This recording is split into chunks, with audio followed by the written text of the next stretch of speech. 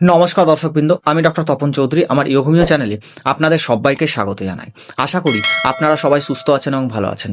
দর্শকবৃন্দ, আজ আমি আপনাদের সামনে একটা বাস্তব কেস স্টাডি তুলে ধরবো।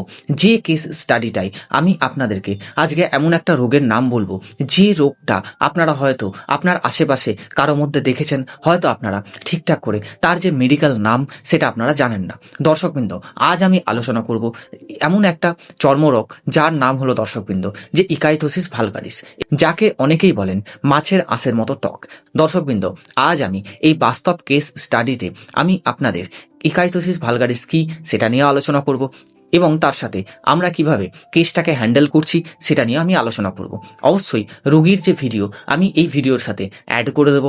আপনারা একটু ধৈর্য রাখুন, আপনারা পুরো কেসটা ভালো করে দেখতে পাবেন, ভালো করে শুনতে পারবেন কিভাবে আমরা ট্রিটমেন্ট করছি এবং কতটা সময় অন্তর অন্তর রোগীর সিমটম ওয়াইজ বা রোগীর লক্ষণ ওয়াইজ কিভাবে ঔষধ চেঞ্জ হচ্ছে, আমরা কিন্তু সেটা নিয়েও আলোচনা করেছি। আশা করব দর্শকবৃন্দ আপনারা ভিডিওটা স্কিপ না করে পুরোটা দেখবেন।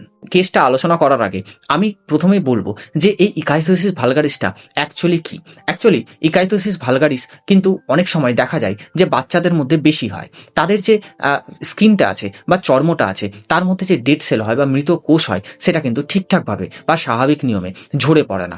এতে কি হয় যে স্কিনের সাথে বা চর্মের সাথে সেই যে ডেড সেলটা আছে সেটা কিন্তু ইনট্যাক্ট অবস্থায় থাকে বা জোড়া লেগে অবস্থায় থাকে এবং অনেক সময় খসখসে হয়, অনেক সময় কি হয় খুশকির মতো সেটা ঝরে পড়ে। এই সমস্যাটা অনেক সময় দেখা যায় যে বংশগতভাবে বা ছোটবেলা থেকেই সব থেকে বেশি দেখতে পাওয়া যায় এবং শীতকাল হলেই এই সমস্যা বেড়ে যায়। অনেকের ক্ষেত্রে দেখা যায় যে গরমকালেই বা গরম পড়লে বা রোদ লাগলে তার সমস্যা বেড়ে যায়। আমি যে কেসটা দেখছি সেই কেসটায় সেই বাচ্চাটা অনেক রকম ট্রিটমেন্ট নিয়েছে, অনেক রকম লোশন লাগিয়েছে, অনেক রকম ঔষধ খেয়েছে, কিন্তু তাতে তার যে সমস্যাটা সেটা কিন্তু ঠিকঠাকভাবে সারেনি বা ঠিকঠাকভাবে কমেনি।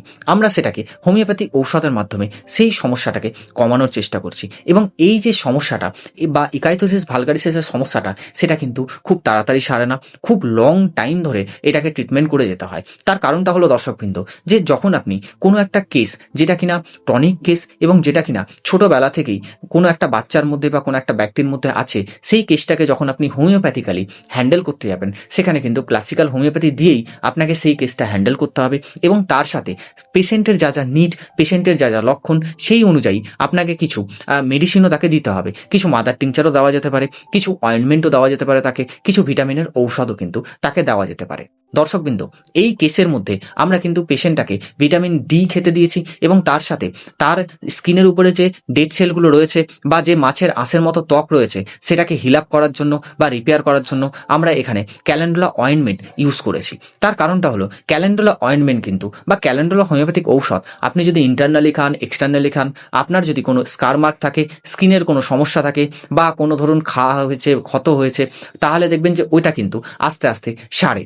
তাই আমরা ক্যালেন্ডুলা অয়েনমেন্ট সেই পেশেন্টটাকে লাগাতে দিয়েছি, যেটা কিনা অ্যাজ এ ময়শ্চারাইজার রূপেও কাজ করবে এবং তার সাথে তার যে ডেড স্কিনগুলো আছে সেটাকেও কিন্তু আস্তে আস্তে তার স্কিন কালার হিসাবে ফেরত আনতেও অনেকটা হেল্প করবে।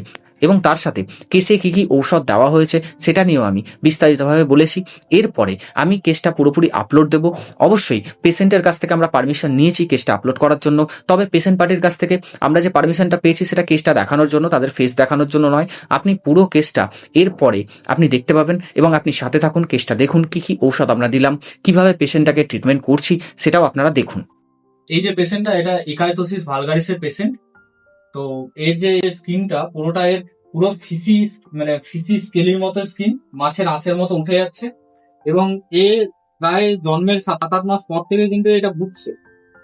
এবার প্রথমবার যখন আমরা একে আর্সেনিক আয়োড দিয়েছিলাম without case taking, only for online কনসালটেশনের মাধ্যমে, তখন কিন্তু এ কিছুটা বেটার হয়েছিল আর্সেনিক আয়োড দেওয়ার পর।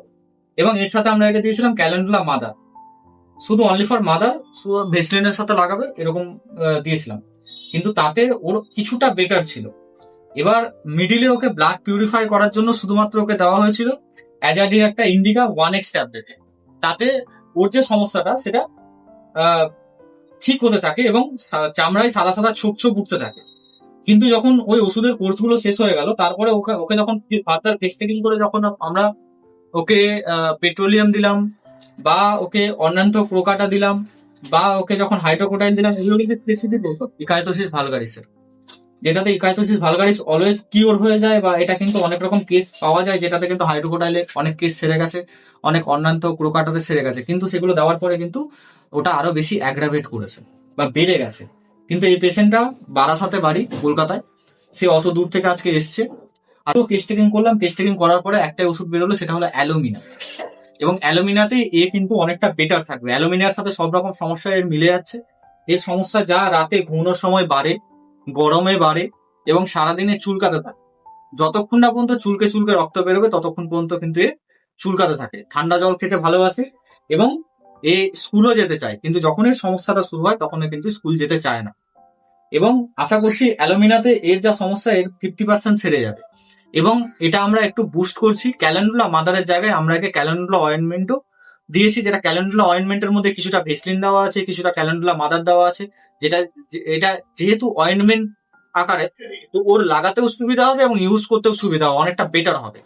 এবং এর সাথে ভিটামিন ডেফিসিয়েন্সির জন্য অলরেডি রোজা ক্যানিনা খাচ্ছে। এবং ব্লাড পিউরিফায়ারের জন্য এবার আমরা একে গান পাউডার দিয়েছি। আগে অ্যাজাডিরাকটা খেতো, অ্যাজাডিরাকটা শেষ হয়ে গেছে। তারপর আমরা একে গান পাউডার দিয়েছি, যেটা বেস্ট ব্লাড পিউরিফায়ারের জন্য খুব ভালো কাজ করে। এবং এটা যখন কেসটা আস্তে আস্তে সারতে থাকবে, ফার্দার আমরা এটাকে আবার নেক্সট টাইম যখন ইনি আসবেন তখন কিন্তু যতটা সারবে আবার এটা আমরা আপডেট দিতে থাকবো। দর্শকবৃন্দ, আশা করি আপনারা ভিডিওটা পুরোটা দেখেছেন। এরপরে বাচ্চাটার নিয়মিত কেয়ার করা হচ্ছে, নিয়মিত স্কিন কেয়ার করা হচ্ছে, নিয়মিত তার যে লক্ষণগুলো দেখা যাচ্ছে সেগুলোকেও নোট ডাউন করা হচ্ছে। সেই বিশেষেই আমরা কন্টিনিউয়াসলি এরপরে ট্রিটমেন্ট চালিয়ে যাব। এরপরে যে আপডেটসটা আসবে সেটা আপনারা অবশ্যই টাইম টু টাইম পেয়ে যাবেন। তবে অবশ্যই মনে রাখবেন যে এই যে কেস, অর্থাৎ ইকাইথোসিস ভালগারিসের যে কেসটা, এটা কিন্তু অনেকটা লং টাইম প্রসেস ধরেই চলে বা দীর্ঘস্থায়ীভাবে ট্রিটমেন্ট করা হয়। এবং আস্তে আস্তে সেই যে একটা নর্মাল যে স্কিন কালার বা বাচ্চাটার যে ইকাইথোসিস ভালগারিসের যে রোগটা, সেটা কিন্তু সারবে, তবে টাইম লাগবে। তার সিমটম অনুযায়ী, তার লক্ষণ অনুযায়ী প্রয়োজন পড়লে একই ওষুধ বা প্রয়োজন পড়লে ডিফারেন্ট ঔষধও কিন্তু দেওয়া হতে পারে। আমরা আস্তে আস্তে ভবিষ্যতে আবার আপনাদেরকে আপডেটস দেব। আশা করবো দর্শকবৃন্দ আজকের যে আলোচনা আপনার খুব ভালো লেগেছে এবং উপকারে আসবে। যদি ভালো লাগে বা উপকারে আসে অবশ্যই ভিডিওটা লাইক, কমেন্ট এবং শেয়ার করবেন। যদি আপনি এই চ্যানেলে নতুন হন অবশ্যই চ্যানেলটা সাবস্ক্রাইব করে পাশে থাকা বেল আইকনটা প্রেস করে দেবেন, যাতে কিনা যখনই আমি এরকম ইনফরমেটিভ ভিডিও আপলোড দেবো তখনই যেন আপনার কাছে দ্রুতই নোটিফিকেশনটা পৌঁছে যায়। ভালো থাকুন, সুস্থ থাকুন, দেখতে থাকুন ইয়োহুমিয়া চ্যানেল। দেখা হবে আবার নেক্সট কোনো আলোচনায় বা নেক্সট কোনো টপিকে। আজকের মতো ধন্যবাদ, নমস্কার।